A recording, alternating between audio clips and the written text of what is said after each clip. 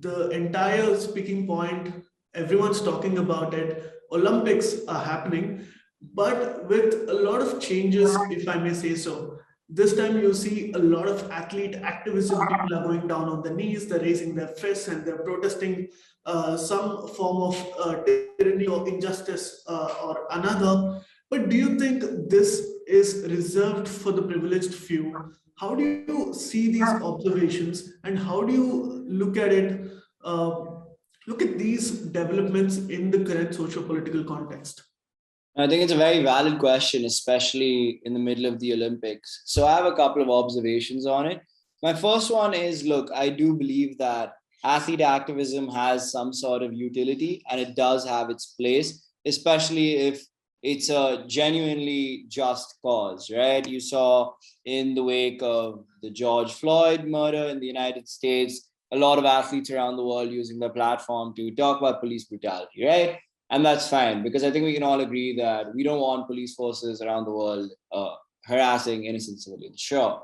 Where I have a problem with athlete activism in general is, look, the average person is not like me and you, Sharon, wherein we're having these current affairs shows and podcasts and conversations, right? The average person is apolitical. So athlete activism is valuable in that sense, in terms of making apolitical people at least aware that something is happening, right? Whatever your thoughts on police reformation in the United States may be, whether you think they're doing an amazing job, you think they're not doing an amazing job, you at least know this is an issue being discussed if you see your favorite athlete go down on one knee or raise their fist or whatever their form of expression they choose may be.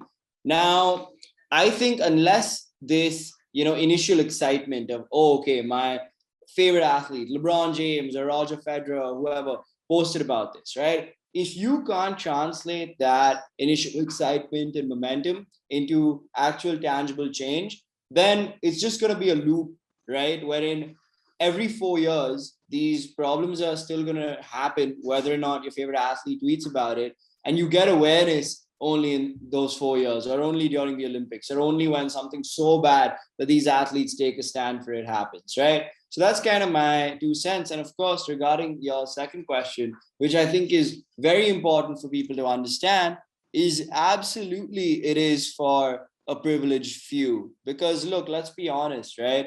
The fact that you can, go down on one knee at an international arena, kind of bringing light to an issue you feel passionate about, it's something a lot of countries do not permit, whether it's against your domestic government or not. A lot of countries do not permit that, right? Take one of the highest performing countries in the Olympics, or take two of the highest performing countries in the Olympics, are the United States and China, right?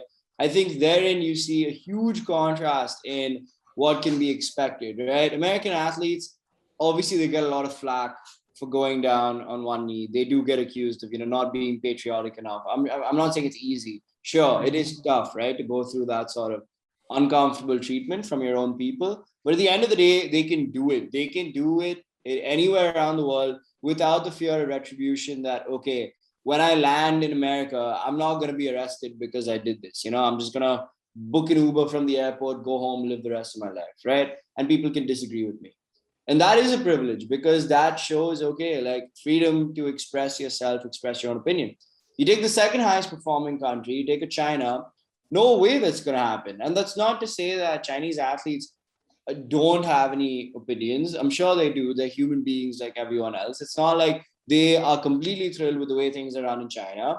It's just they have no choice. If they dared voice them on the international stage, or if they went down on one knee to, let's say, bring light to oppressed Muslims in concentration camps in China, right?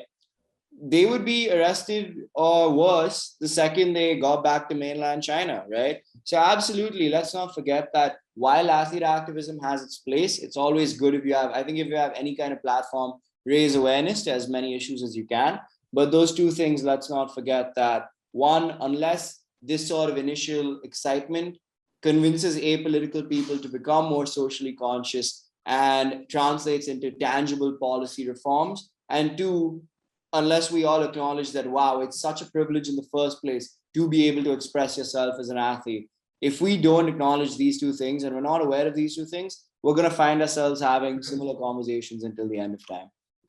Please remember to subscribe to us and switch on the notifications for this channel.